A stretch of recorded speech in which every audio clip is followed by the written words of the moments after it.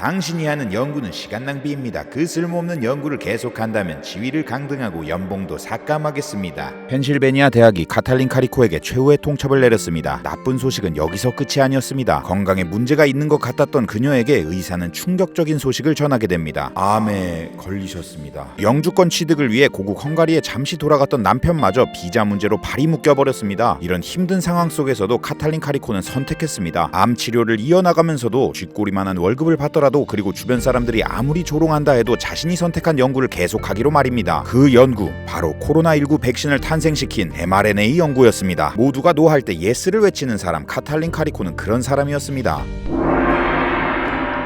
1976년 학부생이었던 카리코는 헝가리 세게드 대학에서 처음으로 mRNA를 백신에 활용할 수 있다는 것을 알게 됐습니다. 그래, mRNA를 잘 이용한다면 수많은 질병과 바이러스를 퇴치할 수 있는 의약품을 만들 수 있을 거야. 꿈에 부푼 그녀는 그렇게 mRNA 연구를 시작했습니다. 그녀는 헝가리 세게드 대학 생화학과에서 RNA 합성과 RNA가 바이러스에 얼마나 효과가 있는지 활성을 평가하는 등의 연구를 하며 박사학위를 마치게 됩니다. 그렇게 자신의 꿈을 향해 한 단계 나아가던 그녀는 더 성공적인 연구를 위해 헝가리를 떠나 미국으로 건너가게 됩니다. 당시 카탈린 카리코에게는 남편과 2살짜리 딸 그리고 수중에 있는 900유로만이 전부였죠. 큰 기대를 갖고 템플대학교 박사후 연구원이 된 그녀. 하지만 현실은 꿈꿔왔던 연구생활과는 거리가 멀었습니다. 특히 그 지도교수가 그녀에게 쓸모없는 연구를 한다며 눈총을 주거나 자신이 원하는 연구를 하지 않으며 강제 추방하겠다고 협박을 하기도 했죠. 결국 의지의 카리코도 그곳을 버티지 못하고 펜실베니아 대학교로 이직해 연구를 계속 이어가게 됐습니다. 하지만 당시 mRNA 연구는 불모지나 다름없었습니다. 애초에 mRNA가 온도나 환경에 굉장히 취약해서 당시 기술로 다루기가 매우 어려운 물질이었죠. 안정성이 취약하기 때문에 표적세포에 도달하기 전에도 파괴될 가능성이 높습니다. 또 mRNA를 동물에 주입했을 때 심각한 염증 반응을 일으킨다는 것도 문제였습니다. 대부분의 과학자들은 이거 안 돼 라며 하나둘 mRNA 연구를 떠났습니다. 그도 그럴 것이 당시만 해도 단백질이나 화학 합성 물질 같이 훨씬 더 안정적인 물질로 많은 의미 있는 연구들을 할 수 있었고 또 이런 연구를 통해 당장 큰 돈을 벌 수 있는 기회도 잡을 수 있었기 때문이죠. 하지만 카리코 박사는 mRNA에 대한 꿈을 끝까지 포기하지 않았습니다. 계속해서 대학과 정부에 연구 자금을 신청했고 벤처 투자가들이나 기업가들에게도 투자를 부탁했습니다. 하지만 모두가 거절. 그러던 1995년 결국 대학은 그에게 최후 통첩을 내렸습니다. 이 당시를 기억하던 카리코는 한 매체와의 인터뷰에서 이렇게 말했습니다. 보통 그런 상황은 너무 끔찍하기 때문에 사람들이 좌절하거나 포기하곤 하죠. 그래서 저 또한 다른 곳으로 가거나 다른 일을 하고 싶었지만 나한테는 이 연구가 전부인데 가긴 어딜 가.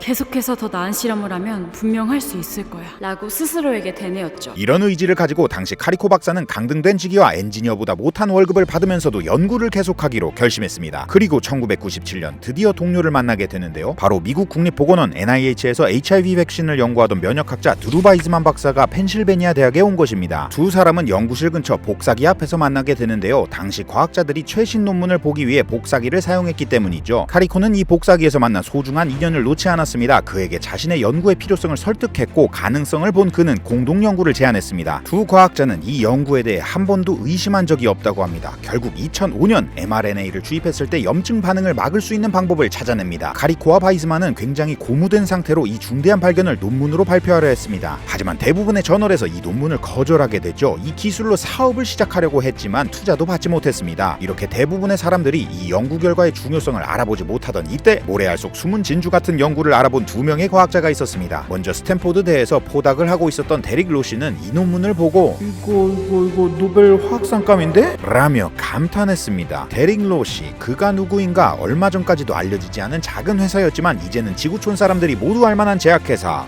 모더나의 창립 멤버 중 한 명입니다. 그리고 그녀의 업적을 알아본 두 번째 사람은 카리코의 발표를 듣고 감명을 받은 의사 우구르 샤인입니다. 우구르 샤인은 바이오엔테크를 공동 설립한 사람이죠. 2013년 7월 우구르 샤인은 카리코에게 계속되는 지원을 약속하며 일자리를 제안합니다. 카리코는 그의 제안을 받아들이죠. 그녀가 펜실베니아 대학을 떠나 바이오엔테크에 합류한다고 하자 몇몇 사람들은 웹사이트도 없는 듣보잡 회사로 간다며 비꼬았습니다. 하지만 그녀의 의지는 확고했고 회사도 그녀를 믿었습니다. 결국 바이오엔테크와 모더나는 카리코 박사와 바이즈만이 백신용으로 개발한 mRNA 기술을 빌려 다양한 백신과 치료제 연구를 시작했습니다. 그러다 다가온 2019년 12월 30일 국제전염병학회에서 충격적인 보고서 하나가 올라왔습니다. 인구 1000만이 넘는 도시 우한에서 설명하기 어려운 폐렴이 급속도로 퍼져나갔는데요. 코로나19가 시작된 것입니다. 2020년 1월 10일 중국의 과학자들이 코로나 바이러스를 분리해내 유전자 서열을 발표합니다. 모더나와 바이오엔테크를 포함한 수많은 바이오 스타트업과 제약회사들이 곧바로 유전자 코드를 이용하고 설계해 백신을 개발하기 시작했습니다. 있었습니다. 여기에 카리코 박사도 투입됐습니다. 그 결과 mRNA를 활용해 바이오엔텍은 빠르게 백신을 개발해내게 되었고, 개발과 유통에 강점이 있는 글로벌 거대 제약사 화이자와 손을 잡고 화이자 바이오엔텍 백신이라는 이름으로 코로나19 백신이 인류에 공급되고 있습니다. 화이자 백신뿐만 아니라 모더나 백신 역시 모두 임상시험에서 효능을 보였고 긴급 사용 승인을 받아 전 세계에 보급되고 있죠. 우리는 이 힘든 코로나19 상황 속에서도 과학의 힘으로 과거에 비해 상대적으로 빠른 속도로 회복할 수 있게 되었습니다. 전염병 예방 혁신연합의 CEO인 리처드 해첫 박사는 이것은 완전히 새로운 종류의 치료법과 백신이다고 평가했습니다. 기존에 일반적으로 개발된 백신은 약한 바이러스나 죽은 바이러스를 주입해 면역력을 얻는 방식입니다. 하지만 mRNA 백신은 바이러스를 넣지 않습니다. 대신 바이러스에 스파이크 단백질을 만드는 지도를 넣어주는 방식이죠. mRNA가 몸속에서 안정적으로 있고 빨리 죽지 않도록 나노입자로 예쁘게 포장을 해서 인체에 배달됩니다. 과거에는 이렇게 실제 인체에 적용될 거라 생각지 못했던 혁신적인 방법이고, 그 파급력이 지금 어마어마해서 과학자들은 이건 노벨상감이라고 벌써부터 들떠 있습니다. 그리고 그 주인공은 이제야 우리가 알게 된 과학자 카탈린 카리코일 것입니다. 카리코가 40년을 넘게 연구를 지속할 수 있었던 이유에는 그만큼 연구에 대한 자신감과 확신이 있었기 때문입니다. 그녀는 한 언론사와의 인터뷰에서 그동안은 굴욕감을 느꼈지만 연구의 효용성에 대해서는 의심한 적이 없다. 다만 내 연구 결과가 승인돼서 실제 사용되는 순간이 오는 것을 볼 수 있을 만큼 오래 살기를 바랬다. 고 말했습니다. 2020년 초 전 세계가 코로나19 팬데믹의 공포에 빠져 있을 때 어떤 사람들은 백신을 만들려면 최소 수년에서 수십 년이 걸린다며 백신에 대한 회의론을 펼치기도 했습니다. 솔직히 저도 관련 전공자지만 이거 이렇게 빨리 나올 줄 몰랐거든요. 하지만 이번에 온 인류가 기원하고 소망한 대로 굉장히 빠르게 백신이 개발되었습니다. 그리고 우리는 이 힘든 상황에서도 백신으로 인한 희망을 품고 있죠. 백신 개발은 당연한 결과가 아닙니다. 카탈린 카리코를 비롯한 여러 과학자들이 남들이 주목하지 않는다는 이유로, 그리고 큰 성공을 이루기 힘들다는 이유로 40년간 mRNA 연구를 쌓아놓지 않았더라면 아직도 우리 인류는 백신 개발을 위해 고군분투하고 있었을지도 모릅니다. 그녀와 그녀의 가족들 그리고 동료들의 고난이 얼마나 힘들었을지 가늠이 안 됩니다. 조롱과 무시 속에서도 꿋꿋이 자신의 길을 걸은 카리코의 열정과 헌신에 감사와 존경을 보내며, 그녀의 불굴의 의지에 대한 스토리가 세상의 주목을 받길, 그리고 그녀가 빠르게 노벨상을 탈 수 있길 기대해봅니다. 그녀의 노력과 여러 과학자들의 노력이 이 힘든 시기를 더 빨리 끝내주길 바라며, 지금 이 힘든 시기를 보내는 모든 분들에게 카탈린 카리코의 이야기가 작게나마 힘이 되길 바라며, 과학자 열전 카탈린 카리코 편 약이었습니다.